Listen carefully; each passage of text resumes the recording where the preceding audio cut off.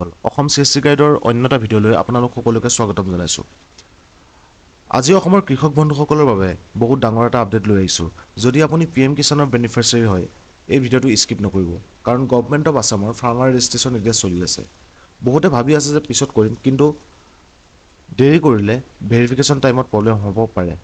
PM কিষাণৰ next instalment অহাৰ আগে আগে নিজৰ ফাৰ্মাৰ ডিটেইলছখিনি আপডেট কৰি ৰাখক, কাৰণ জানিব পৰা মতে এইবাৰ যিসকল PM কিষাণ হিতাধিকাৰীয়ে ফাৰ্মাৰ ৰেজিষ্ট্ৰেশ্যন কৰা নাই বা ফাৰ্মাৰ ৰেজিষ্ট্ৰেশ্যন এইবাৰ নকৰিব, দেন তেওঁলোকৰ ইনষ্টলমেণ্টবোৰ ৰখাই দিয়া হ'ব, অৰ্থাৎ তেওঁলোকৰ PM কিষাণৰ কিস্তিটো এইবাৰ নোসোমাব। তো বন্ধুসকল, দেৰি নকৰি আপোনালোকে সকলোৱে ফাৰ্মাৰ ৰেজিষ্ট্ৰেশ্যনবিলাক কৰি লওক। আৰু কি ডকুমেণ্ট লাগিব মই কৈ দিছোঁ। আধাৰ কাৰ্ড, আধাৰ লিংক, মোবাইল নাম্বাৰটো, বেংক পাছবুক, লেণ্ড ডকুমেণ্ট, আপোনাৰ ধৰক খাজানা ৰচিদখন হ'ব পাৰে, আপোনাৰ জামাবন্দীখন হ'ব পাৰে, যিকোনো এটা ডকুমেণ্ট আপোনালোকে লাগিব। ঠিক আছে, মই এতিয়া ষ্টেপ বাই ষ্টেপ দেখুৱাম কেনেকৈ আপোনালোকে ৰেজিষ্ট্ৰেশ্যন কৰিব পাৰে। যদি আপোনালোকৰ ৰেজিষ্ট্ৰেশ্যন কৰাত অসুবিধা হয়, তেনেহ'লে আপোনালোকে নিকটতম ইয়াত যাব পাৰে, CSC চেণ্টাৰত গৈ কিনে আপোনালোকৰ ফাৰ্মাৰ ৰেজিষ্ট্ৰেশ্যনটো কৰাই ল'ব পাৰে। ঠিক আছে বন্ধুসকল, যদি ভিডিঅ'টো ভাল লাগে তেনেহ'লে লাইক কৰিব, চেনেলটো ছাবস্ক্ৰাইব কৰি ৰাখিব, কমেণ্টত নিজৰ ডিষ্ট্ৰিক্ট লিখি দিব, কোন ডিষ্ট্ৰিক্টৰ পৰা বা কোন ঠাইৰ পৰা আপোনালোকে চাই আছে। ব'লক এতিয়া আমি ৰেজিষ্ট্ৰেশ্যন প্ৰচেছটো আৰম্ভ কৰোঁ।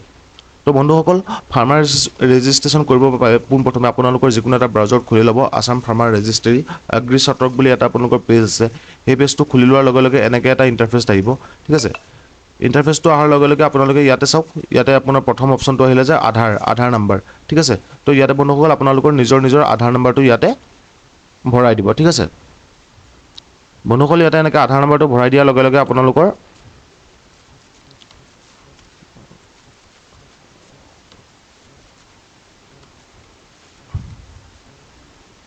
ইয়াতে আধাৰ নাম্বাৰটো ভৰাই দিয়াৰ লগে লগে বন্ধুসকল আপোনালোকৰ এটা ইয়াতে OTP আহি যাব। ঠিক আছে